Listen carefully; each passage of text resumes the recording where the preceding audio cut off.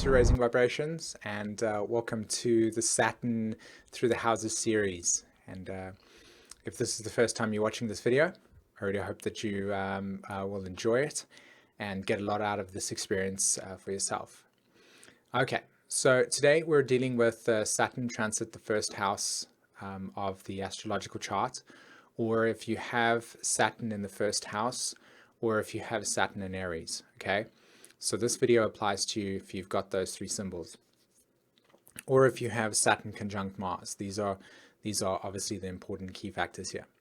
So when we have Saturn in the first house of the astrological chart, what is happening for you from an evolutionary perspective in this lifetime is that you are learning to become more structured in your life, okay? The structure is actually coming into this lifetime with a need for how do you develop your boundaries around yourself and how well do you deal with personal limitations. So when Mars and Saturn are connected to each other, there's a lot of frustration that can come through your way. I've noticed with Saturn also transiting the first house or in the first house of the astrological chart that there's a lot of skin irritation. And because Saturn itself is reflective of the skin, there is a deep association with needing to heal the skin, which is a representation of healing your personal boundaries. So when you have Saturn transiting your first house, or in this case, Saturn in the first house, Saturn in Aries or Mars, you're creating an entirely new set of boundaries for yourself, an entirely new sense of direction. In this lifetime, you're understanding about personal boundaries, and then from personal boundaries, your own authorship, okay?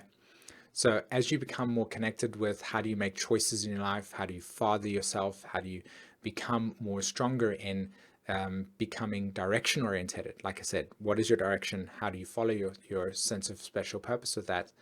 That is what you're learning in this lifetime. Now, it can be really difficult with this placement as well, in the sense of dealing a lot with people's authority. Again, because your relationship to yourself and your own personal authority can be heavily influenced by how other people are imposing their own will onto you.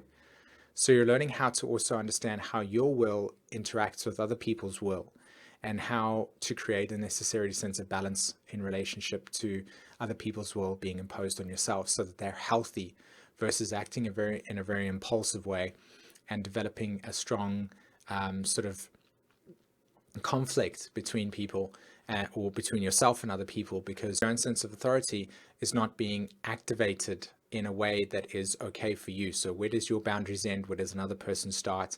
And how are you putting those boundaries in place? Like I said, so a lot to do with boundaries, a lot to do with personal space, and a lot to do with how you actually bringing yourself into this lifetime and your own sense of direction, your own personal authority, okay?